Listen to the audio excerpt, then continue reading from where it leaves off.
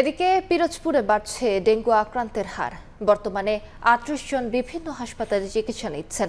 বিস্তারিত জানাতে জেলা হাসপাতাল থেকে যুক্ত হচ্ছেন সহকর্মী জিয়াউল হক জিয়া। নিয়ন্ত্রণে আসছে না ডেঙ্গুতে আক্রান্ত রোগীর সংখ্যা।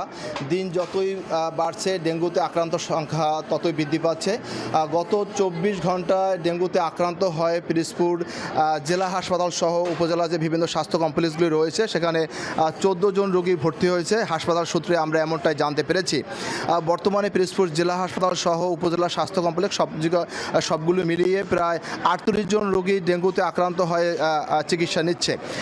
এবছর প্রায় ১০৯০ জন মানুষ ডেঙ্গুতে আক্রান্ত হয় পিরোজপুর জেলা হাসপাতাল সহ বিভিন্ন উপজেলা স্বাস্থ্য কমপ্লেক্সে চিকিৎসা নিয়েছে। হাসপাতাল সূত্রে আমরা এমনটাই জানতে পেরেছি। তো হাসপাতালের সাথে হাসপাতালের যে চিকিৎসক রয়েছে তাদের সাথে আসলে কথা বলে জানতে পেরেছি যে এত ডেঙ্গুতে আক্রান্ত রোগীর সংখ্যা কেন বৃদ্ধি পাচ্ছে পিরোজপুরে।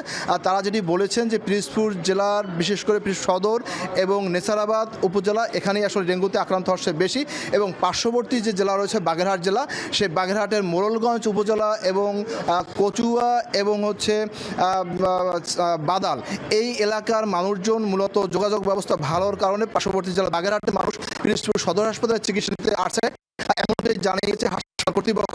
তো ডেঙ্গু আসলে যে এইভাবে দিন দিন বৃদ্ধি পাচ্ছে এজন্য প্রশাসন গতকালকে বিভিন্ন প্রধানদেরকে নিয়ে একটি মিটিং করেছে যে কীভাবে নিয়ন্ত্রণে আনা যায়।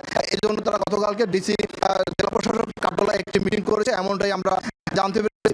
তবে পিরোজপুর যে পৌর প্রশাসক রয়েছে তিনি বলেছেন জনবল সংকটের কারণে আসলে পরিষ্কার যে রয়েছে সেটি তারা করতে বলেছেন তাদের জনবল বাড়াবে এবং পরিষ্কার পরিচ্ছন্নতার যে অভিযানটা রয়েছে তারা আরও জোরদার করবে।